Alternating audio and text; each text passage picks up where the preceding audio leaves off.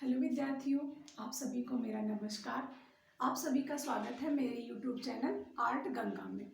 जैसा कि विद्यार्थियों आप सभी लोग जान रहे हैं कि आप लोग बार बार वही चीज़ पढ़ रहे हैं तो थोड़ा सा बोर हो जा रहे हैं। और मेरा पढ़ाने का कुछ तरीका भी ऐसे है कि जो चीज़ें मैं बता देती हूँ एक बार, वो दोबारा मुझे नहीं बताना पड़ता है क्लास में और बच्चे अपने आप से करने लगते हैं। तो इसलिए मैं जान चुकी हूँ और समझ चुकी हूँ कि आप सभी को चाहे प्रागैतिहासिक काल हो, जैसा कि मैं जहाँ पहले पढ़ा रही थी जिस चैनल पे, वहाँ पे मैंने पढ़ाया था आपको, तो उसमें आपको पता चल ही गया होगा कि भाई यहाँ तो इतना मैंने पढ़ लिया है, आगे से आप पढ़ना चाहते हैं। बार बार हमारे पास कमेंट्स आ रहे हैं, फ़ोन आ रहे हैं कि मैम आगे का पढ़ाइए प्लीज़। तो मैंने डिसाइड किया है कि मैं 2 वीडियोज़ रोज़ अपलोड करूँगी। एक पीछे का मतलब आपका प्रागैतिहासिक काल, आद्य ऐतिहासिक काल, गुफाएं, क्योंकि गुफाएं अभी मैंने ख़त्म नहीं करी हैं। और मैं आपको टेक्निकल ड्राइंग से संबंधित पढ़ाऊँगी और उससे आपके बहुत क्वेश्चन आते हैं, क्योंकि अभी, और वो सभी स्टेट के लिए, चाहे वो यूपी हो, चाहे उत्तराखंड हो, चाहे आपका हरियाणा हो, सभी के लिए ऐसे क्वेश्चन आते हैं। टेक्निकल आर्ट आती है, जिससे अब आप देखिए टेक्निकल आर्ट में आपको पढ़ना क्या है, क्योंकि टेक्निकल आर्ट कभी कभी लोग समझते हैं बहुत लेंदी है, क्या करूं टेक्निकल आर्ट। तो टेक्निकल आर्ट समझने के लिए बहुत आसान तरीका, देखिए कैसे मैं आपको बताती हूँ। देखिए टेक्निकल आर्ट में पढ़ना क्या है, पहले आपको टेक्निकल आर्ट का एक प्रारूप बना लीजिए। टेक्निकल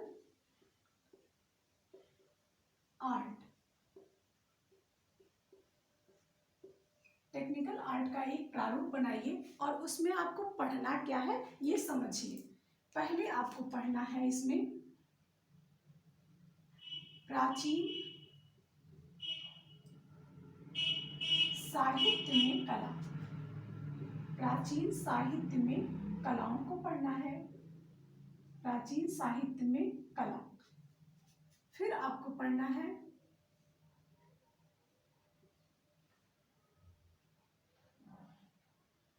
दृश्य कला के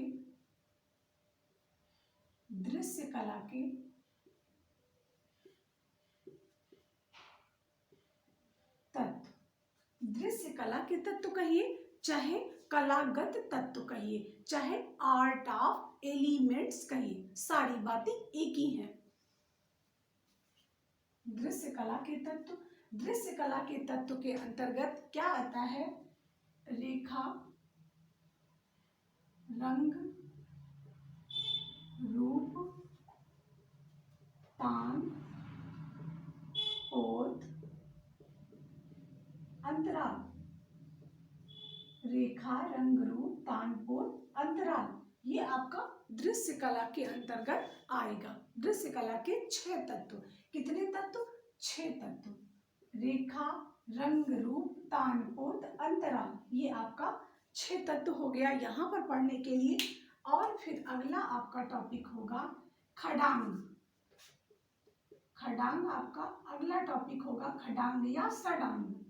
खडांग या सडांग, इसमें कितना पढ़ना है? 6। इसमें भी आपको 6 पढ़ने हैं। कौन कौन से? रूप भेद, प्रमाण,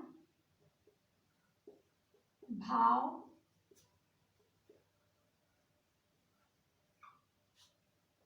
लावण्य योजना। रूप भेद, प्रमाण, भाव, लावण्य योजना, सादृश्य, वर्णिका भंग। सादृश्य, वर्णिका भंग, इतना आपको यहाँ पर पढ़ना है। तो ये हो गया 6, खडांग में 6। रूप भेद, प्रमाण, भाव, लावण्य योजना, सादृश्य, वर्णिका भंग इति खडंगम, ये आपका 6 खडांग में हो गया। और 6 हो गया आपका दृश्य कला के तत्व 6। इतने में आपका 2 पोर्शन कंप्लीट हुआ। तीसरा पोर्शन आपका होगा, तीसरा पोर्शन होगा यहाँ पे। तीसरे पोर्शन में आप पढ़ते हैं संयोजन के सिद्धांत। संयोजन के सिद्धांत, संयोजन के सिद्धांत पढ़ते हैं। और चौथे टॉपिक में आप पढ़ते हैं, आपका चौथा टॉपिक रहता है, यहाँ पर रहता है एस्थेटिक आर्ट। अब एस्थेटिक आर्ट क्या होता है? तो एस्थेटिक आर्ट सौंदर्य शास्त्र, सौंदर्य शास्त्र, एस्थेटिक आर्ट सौंदर्य शास्त्र, इंडिया की सौंदर्य शास्त्र और यूरोप की सौंदर्य शास्त्र, आपको दोनों पढ़ना होता है। तो इंडियन एस्थेटिक्स पढ़िए, इंडियन एस्थेटिक्स,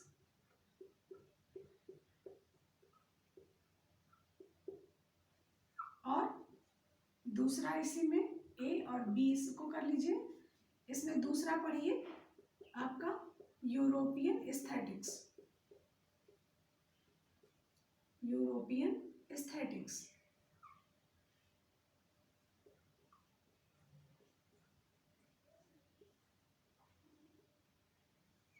ये इतने में आपका पूरा टेक्निकल मैं खत्म करती हूँ। इतने में, इतना अगर आपने पढ़ लिया, अच्छे से तैयार कर लिया, तो टेक्निकल से एक भी क्वेश्चन आपके नहीं जाएंगे। ये मैं बिल्कुल बहुत अच्छे तरीके से जानती हूँ। अगर आपने इतना 6 6 12 6 18 और 18 के बाद आपका ये एस्थेटिक्स आर्ट और यूरोपियन, और एस्थेटिक्स में, एस्थेटिक आर्ट में आप चाहे इंडियन पढ़िए चाहे यूरोपियन पढ़िए, दोनों दोनों पढ़ना है आपको, चाहे आप उस समय चाहे जो पढ़ रहे हो, लेकिन आप ये मान के चलिए आपको पढ़ना कैसे है। तो पढ़ना कैसे है, जैसे भरत मुनि है, जैसे अभिनव गुप्त हैं, जैसे आपके यूरोप में कौन कौन से हैं, तो जैसे यूरोप में आप पढ़ते हैं प्लेटो को पढ़ते हैं, यूरोप में आप एरिस्टॉल को पढ़ते हैं, एरिस्टॉल मतलब अरस्तु, अरस्तु को पढ़ते हैं, नीत्शे को पढ़ते हैं, आपके लोंजाइनस को पढ़ते हैं, इन सभी से आपके, और इसमें आने कितने हैं, यहाँ से सिर्फ और सिर्फ कोटेशन, कोटेशन या तथ्य, कोटेशन या तथ्य या कथन, इसी को कहिए कथन, इतना यहाँ पर आपको पढ़ना होता है। कोटेशन या तथ्य या कथन, इतने से आपका पूरा टेक्निकल, इतना लेके ये टेक्निकल का पूरा चैप्टर है, पूरा खत्म हो जाता है। और इसको ख़त्म करने में, मान लीजिए मैं अपनी क्लास में, ऑनलाइन क्लास में या ऑफलाइन क्लास में, मैं 10 दिन में ये पूरा पोर्शन ख़त्म करती हूँ, लेकिन आपके यहाँ थोड़ा सा समय लगेगा यूट्यूब पे पढ़ाने के लिए, क्योंकि यहाँ पर क्या होगा, छोटा छोटा वीडियो रहता है, तो थोड़ी सी समस्या यहाँ पर होती है। इसलिए इतना अगर आप पढ़ लेते हैं अच्छे से, इसको क्लियर कर लेते हैं, जैसे रंग की बात कर लें, रेखा की बात कर लें, रंग के प्रभाव की बात कर लें, रेखा का क्या प्रभाव है, तान क्या होता है, अंतराल क्या होता है, टोन क्या होता है, आपका धरातल क्या होता है, पोत क्या है, क्या सारी चीज़ें एक ही है। अगर इस तरीके से आप समझ लेते हैं, देखिए कई चीज़ों के कई कई नाम होते हैं और उसको जानना बहुत ज़रूरी है। पता चला आप जानते हैं आप जानते हैं कि आपका धरातल, धरातल के बारे में आप जानते हैं कि हाँ, ये हमारा पोत है जिस पर चित्रकार जो है चित्रकारी करता है, यह धरातल है। लेकिन धरातल को कितने नामों से जानते हैं, ये नहीं जानते हैं। पोत हो गया, वयन हो गया, टेक्सचर हो गया, गठन हो गया, इन सभी को आप नहीं जानते हैं।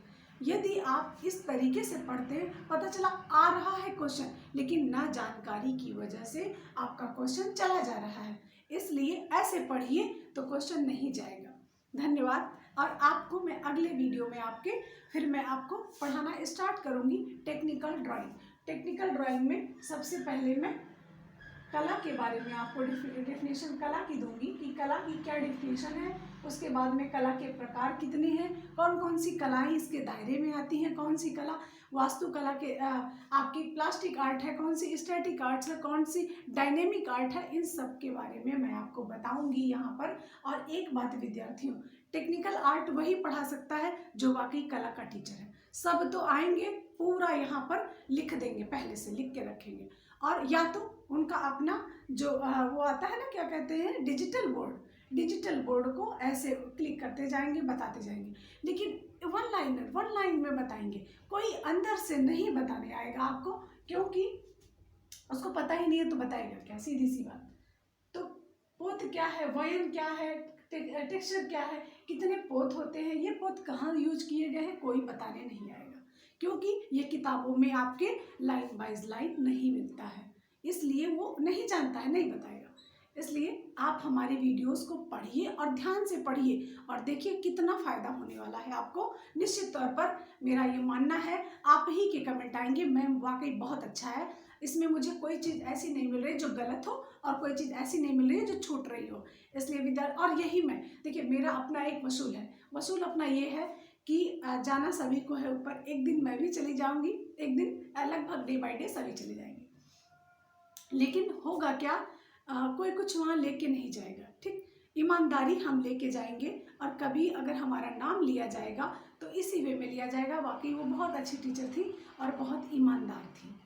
तो ये मैं सुनना चाहती हूँ। पैसा तो सब कमाते हैं, पैसा बहुत कमाना है और कमाती भी मैं बहुत पैसा हूँ। ऐसा नहीं है कि पैसा, जब मैं ईमानदारी से काम करूँगी तो जाहिर सी बात है पैसा तो मिलना ही है, लेकिन बेईमानी से किया गया काम वो अच्छा नहीं होता है और ना मेरे लिए अच्छा होगा ना आपके लिए अच्छा होगा, क्योंकि मैं एक बार आपसे बेईमानी अगर कर लूँगी दोबारा आप कभी नहीं सोचेंगे इस बात को। और एक बात आपसे मैं और विद्यार्थियों को कहना चाहती हूँ ये, कि जो टीचर्स लुभावने देकर 2000 में, 1500 में, 1000 में कोचिंग आपको करा रहे हैं, उनसे पूछिए क्या वो आपको 2 महीने, 3 महीने, 4 महीने, 12 महीने झेल पाएंगे? कभी नहीं झेल सकते हैं।